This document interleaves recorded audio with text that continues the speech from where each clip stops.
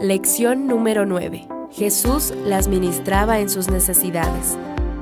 Recorría Jesús todas las ciudades y aldeas, enseñando en las sinagogas de ellos y predicando el evangelio del reino, y sanando toda enfermedad y toda dolencia en el pueblo.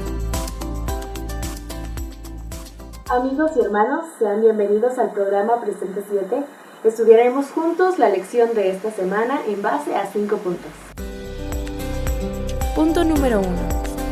Debemos atender las necesidades de los demás sin considerar lo inoportuno que puedan ser. Y en este primer punto, ya que nosotros hemos estado aprendiendo a lo largo de este trimestre, a lo largo de estas lecciones, que debemos llevar nuestro cristianismo un paso más allá a la acción, que debemos demostrar el amor que Dios nos ha dado a nuestro prójimo. Imaginemos entonces que en nuestras oraciones hemos pedido a Dios que nos ayude precisamente a ser más prácticos y que sea más natural el compartirlo. Entonces, supongamos, quiero presentarles dos opciones. Una sería que, tal cual como nuestro ideal humano lo piensa, se presenta una situación ante nosotros en la que tenemos tiempo suficiente, tenemos tiempo libre para ayudar a los demás. Supongamos que justo nos acaban de pagar, así que no tenemos excusas económicas para ayudar a los demás. Tal vez hasta preparamos abundante comida en nuestras casas para que si se presenta alguien con una necesidad, nosotros podamos ayudarlo. Ese sería tal vez nuestro ideal humano de cómo ayudar a nuestro prójimo. La otra situación podría ser que estamos un día que vamos tarde a nuestro trabajo, que tenemos tal vez muchos días aún faltan para que recibamos nuestro salario, entonces económicamente tal vez no tengamos lo mejor, tal vez estamos cansados o tal vez es muy temprano o muy tarde y nosotros ya no queremos saber mucho de atender a las personas. Imaginemos estas dos situaciones. ¿En cuál de ellas sería más fácil para nosotros ayudar a nuestro prójimo? Estoy segura que obviamente la propuesta, la situación primera, sería en la que uno se sentiría más a gusto de decir, bueno, que me suceda de esta forma, Señor, para que pues yo más tranquilamente pueda ayudar a mi prójimo. Y ahora la pregunta sería, bueno, ¿qué nos hace creer a nosotros que es esa forma en la que Dios nos va a pedir que trabajemos? Nosotros como seres humanos, uno de los problemas más grandes que tenemos es precisamente el egoísmo. Y necesitamos aprender a sacrificar en parte de nosotros, a dar de nosotros, aun cuando tal vez no estemos muy a gusto de ello o cuando la situación no esté como nosotros lo soñamos.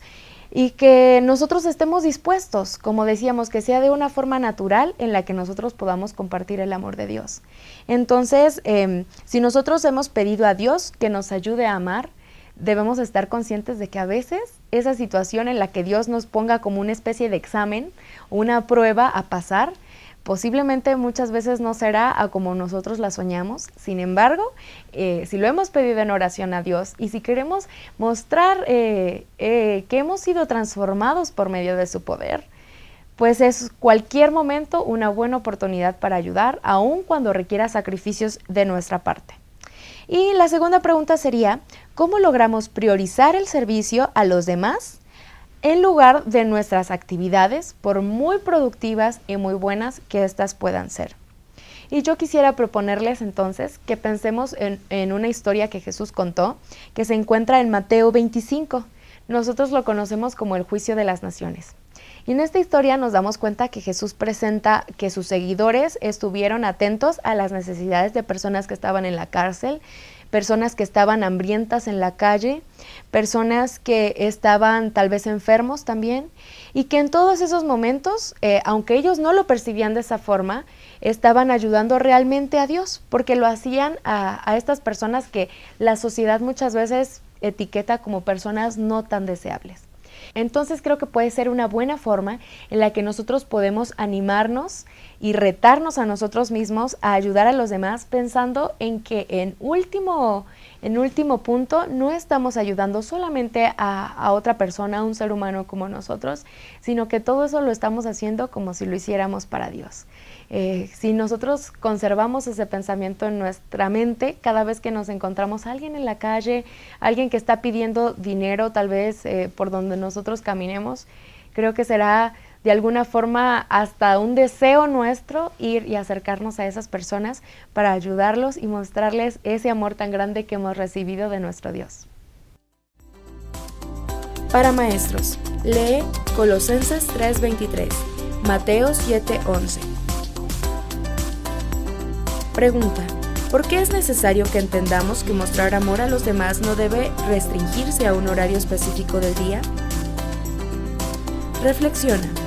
Viendo el ejemplo de Cristo, ¿hasta qué punto debiéramos dar de nosotros para ayudar a los demás? Punto número 2. Otra forma de ayudar como Jesús lo hizo es escuchando. Y bueno, nosotros estamos conscientes de que como seguidores de Cristo es nuestro deseo principal pues usar precisamente el mismo método que Él usó cuando estuvo aquí en la tierra. Nosotros lo conocemos como el método de Cristo. Y podríamos resumir este método en que Jesús buscaba una restauración completa de las personas.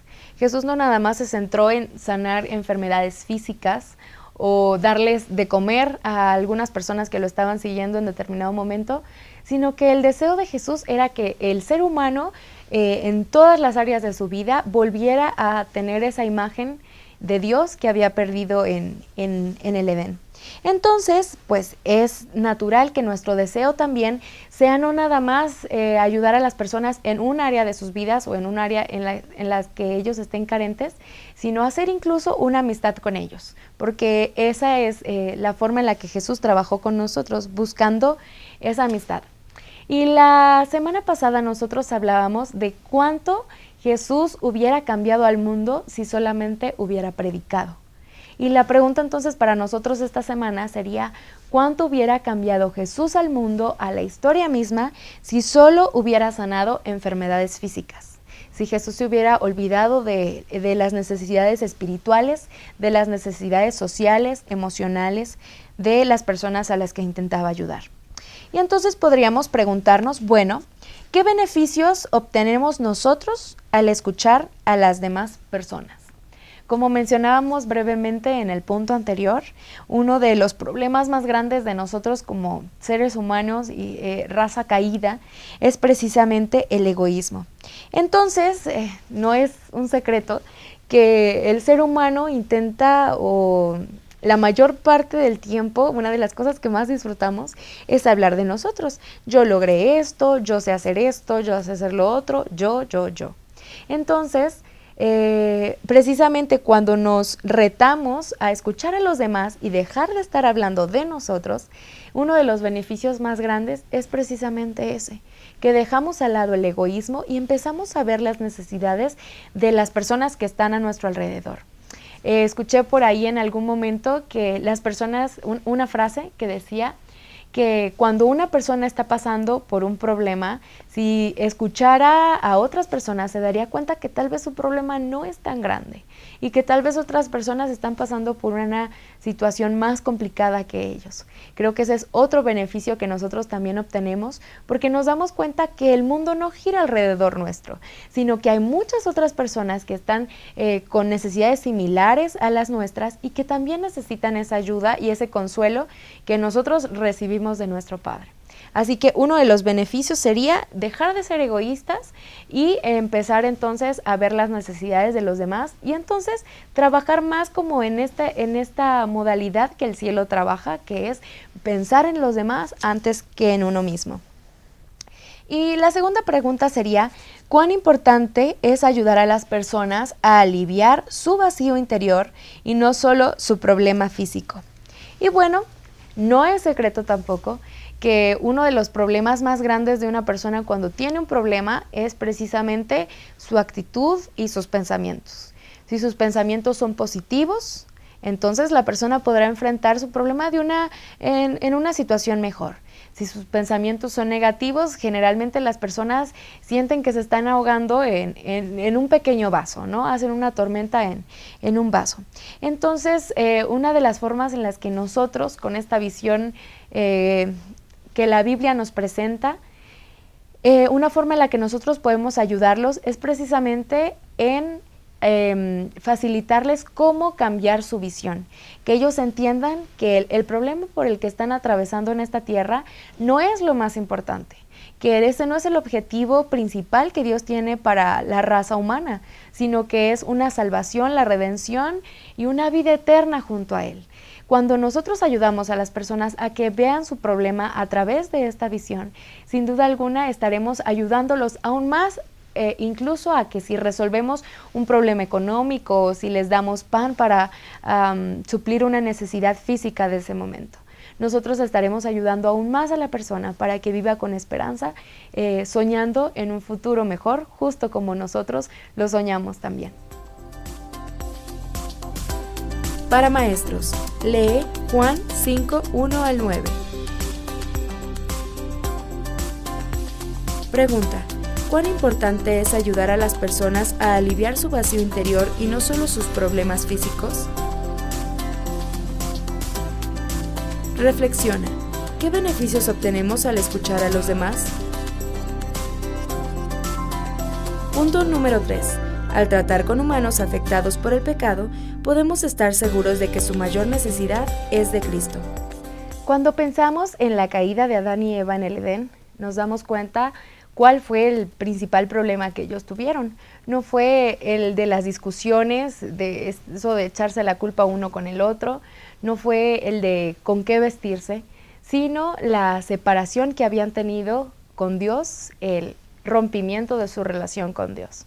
Entonces, nos damos cuenta que a raíz de eso, a lo largo de las generaciones, el principal problema de todos los seres humanos es ese: recuperar esa relación perdida con Dios. Podemos verlo también en el caso del hijo pródigo. Él estaba lejos de su casa, había derrochado todo lo que había sido de su herencia y tenía ahora hambre, estaba trabajando con puercos, y su principal problema tampoco era comer, no era dónde dormir, sino ese sentimiento interno que no lo dejaba tranquilo, la culpa, el sentir que había defraudado a su padre y que ahora ya no era merecedor de ser llamado hijo. Entonces nos damos cuenta que la realidad del ser humano es esa: necesitamos recuperar la relación con nuestro Dios. ¿Y qué historias bíblicas nos confirman precisamente que esta es la mayor necesidad del ser humano? Bueno, tenemos historias como la de Jacob. Ustedes recuerdan cuando iba huyendo, el problema más grande era su cargo de culpa que tenía, y precisamente Dios trabajó con eso cuando se encontró con él en Betel y le demostró que a pesar de esas malas decisiones, Dios todavía podía ofrecerle su perdón. De igual forma, Sansón, David, ellos también habían cometido pecado ante Dios, y el sentimiento que más los afligía era el saber que habían fallado y que tenían esa separación en su relación con Dios.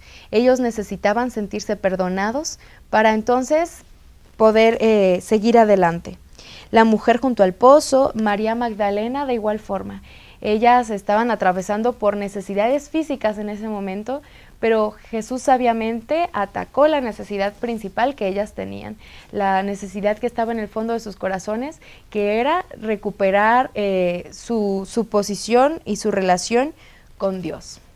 Entonces, ¿cómo saber esto puede ayudarnos a ministrar a las personas en todas las áreas, tanto física, mental y espiritual? Bueno, hermanos, esto es una certeza de éxito entonces en el trabajo por llevarlos a Jesús, a estas personas que intentamos alcanzar. No hay riesgo de equivocarnos, porque nos damos cuenta entonces que lo que más necesita cualquier ser humano, sin importar su estatus académico o su nivel social, nos damos cuenta que ellos están necesitando una restauración completa, que los lleve no solamente a suplir una necesidad momentánea, física, sino una necesidad espiritual que en el fondo de sus corazones, lo reconozcan o no, existe y necesita ser trabajada. Oremos entonces a Dios para que nos ayude a ser precisamente ese canal de esperanza y de bendición para aquellos que están necesitando reencontrarse con Él. Para maestros, lee Salmo 32 del 1 al 4. Pregunta: ¿qué historias bíblicas nos confirman que esa es la mayor necesidad humana? Reflexiona: ¿por qué estaríamos fallando si solo apoyamos a las personas en un área de sus vidas? Punto número 4. Una forma de testificar es el amor que mostramos entre los miembros de nuestra iglesia.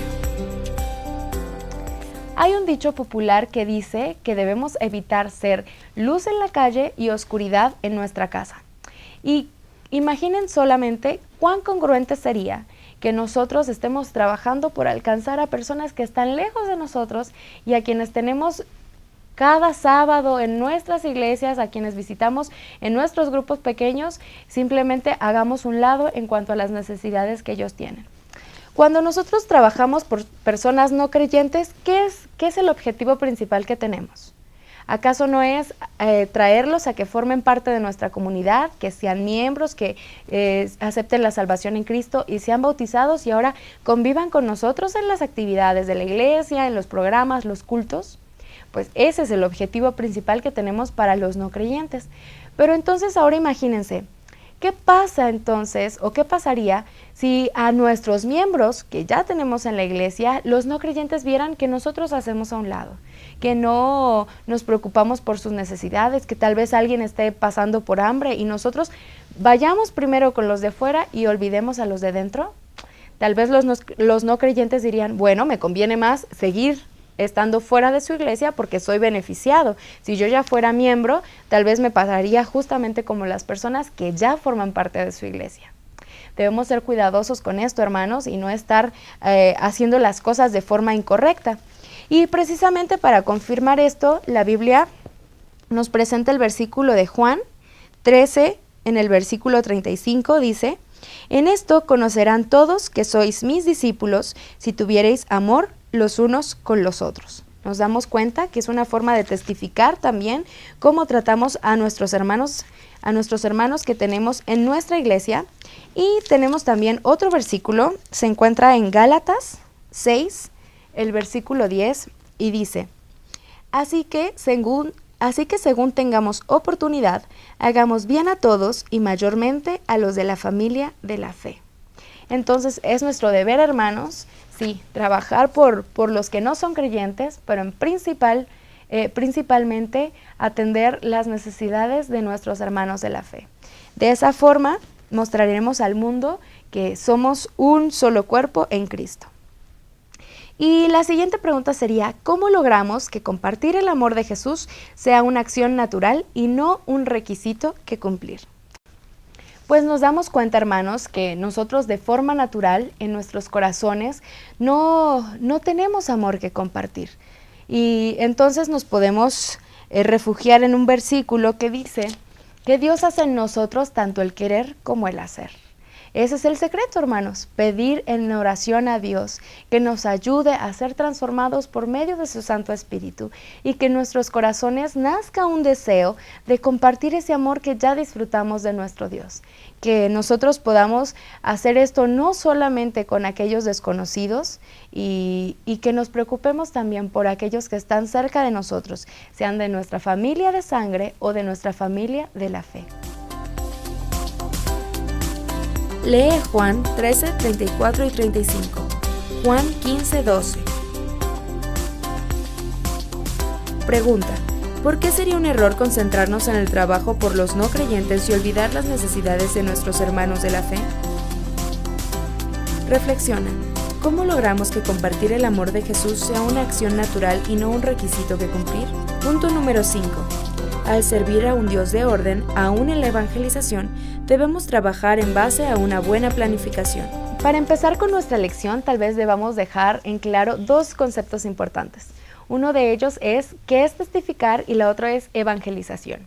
Testificar es cuando nosotros compartimos de forma natural, sin un guión, sin una planeación previa, lo que Dios ha hecho en nuestras vidas, nuestra experiencia personal, nuestro caminar con Dios. Y mostrarle a las demás personas, bueno, cómo es que Dios y nosotros estamos trabajando, pues, en nuestra relación. El otro concepto es el de la evangelización. En este es una planeación, una estructura, un programa bien desarrollado que busca compartir el amor de Dios con las demás personas. Este no es un programa que se deja al azar, sino más bien es un programa que lleva un orden y lleva un seguimiento. Y entonces, en base a esto, ¿por qué es tan importante que en el trabajo evangelístico se trabaje con previa organización? Es sumamente importante, hermanos, cuando consideramos los versículos que se encuentran en Lucas 14, vamos a buscar en nuestras Biblias, Lucas 14, del 28 al 30, y dice: porque ¿quién de vosotros, queriendo edificar una torre, no se sienta primero y calcula los gastos, a ver si tiene lo que necesita para acabarla? No sea que después que haya puesto el cimiento, no pueda acabarla, y todos los que lo vean comiencen a hacerle burla, diciendo: este hombre comenzó a edificar y no pudo acabar. Imagínense, hermanos, que algo así pasara con nosotros en alguna de las actividades evangelísticas que estemos realizando. La verdad es que sería muy penoso que algo así nos ocurriera. Y quisiera compartirles también otra cita, esta es de la hermana White, y dice: si no vemos la necesidad de acción armoniosa y somos desordenados, indisciplinados y desorganizados en nuestro curso de acción, los ángeles que están cabalmente organizados y se mueven en perfecto orden, no pueden trabajar con éxito por nosotros. Se alejan llenos de tristeza porque no están autorizados a bendecir la confusión, la distracción y la desorganización. Hermanos, esto es algo realmente terrible. Nosotros debemos de ser cuidadosos de no cometer este error y que por causa de querer evitarnos un tiempo para planear y organizar, que los ángeles no bendigan los trabajos que nosotros estamos realizando en favor de Dios. Igual de importante es recordar que con las acciones que nosotros presentemos a nuestra comunidad, nosotros estamos llevándoles a ellos la imagen de nuestro Dios. Nosotros somos representantes de Él y con las cosas que hagamos bien o hagamos mal, esa será la impresión que ellos tengan del Dios en quien nosotros creemos. Entonces, vamos a pasar a nuestra siguiente pregunta que dice: ¿qué importancia tiene dar apertura a trabajar con nuevos métodos para la evangelización? No estamos diciendo con esto que los métodos que hemos estado usando ya no sean válidos o que debemos hacerlos a un lado. No, sino que podemos usar nuevos métodos que complementen lo que ya estamos haciendo en nuestra obra para alcanzar a otras personas. Quisiera compartirles algunas actividades que he visto. Una de ellas son las cartas misioneras. En esta se prepara una hojita, se prepara un lápiz, es algo sencillo. Y entonces se escriben versículos, se comparten algunas reflexiones y se llevan a personas a la calle. Y a las personas que nosotros encontramos se comparten estas cartas con ellos e incluso se puede buscar, se ore con estas personas. Yo he visto esta actividad realizarse y, hermanos, de verdad les digo que la recepción de las personas es muy, muy buena y ellos están como que un poco hasta intrigados de saber por qué se les ha escrito una carta, qué es lo que contiene esa carta, y ha sido una actividad muy exitosa. Una actividad más, ustedes saben que en la época de Día de Muertos, los niños suelen vestirse de diferentes monstruos, brujas y cosas que no son correctas. Sin embargo, los jóvenes adventistas tienen la oportunidad ahí de hacer lo que ya se ha hecho en otros lugares, de ir a un parque, invitar a estos niños para un programa especial donde se les cambia ese atuendo oscuro y triste y se les cambia por dibujitos de animalitos en sus rostros. Con los niños ya vestidos de esta forma, se puede contar las historias de la creación, del arca de Noé y llevar a los niños a que pongan su vista en cosas positivas y, por supuesto, a encontrar a Dios. Nos damos cuenta, hermanos, que el límite entonces sería nuestra creatividad. y seamos cuidadosos también de no realizar actividades que tal vez no sean tan adecuadas, pero estemos también abiertos para usar formas creativas que llamen la atención de las personas y que nos permitan compartir este mensaje de salvación. Quisiera cerrar con el versículo que se encuentra en Proverbios 16:3, que dice: «Pon en manos del Señor todas tus obras y tus proyectos se cumplirán». Que esa sea nuestra acción, el llevar a cabo la obra evangelística, pero principalmente poniéndola en manos de Dios para tener un éxito seguro. ¿Por qué es importante el trabajo evangelístico con previa organización?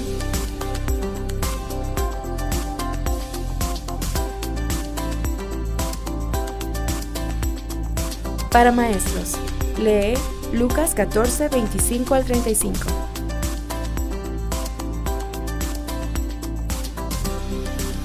Pregunta: ¿por qué es importante el trabajo evangelístico con previa organización? Reflexiona: ¿qué importancia tiene dar apertura a trabajar con nuevos métodos para la evangelización? Muchas gracias, hermanos, por acompañarnos en el estudio de la lección de esta semana. Ha sido un gusto para mí estar con ustedes y quisiera invitarlos a que guardemos esas palabras en nuestro corazón, lo que hemos estado analizando y estudiando a lo largo de esta semana, pero más importante, que pidamos ayuda a Dios para que lo llevemos a la práctica, para que entonces se cumplan las palabras de Mateo 24:14, que dice que cuando sea predicado el Evangelio en todo el mundo, entonces vendrá el fin.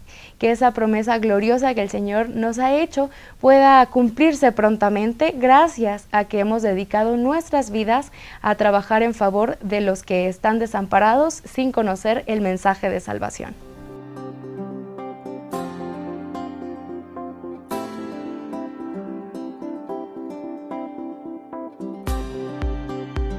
Te invitamos a mantenerte en contacto con nosotros a través de nuestra página en Facebook Presente 7.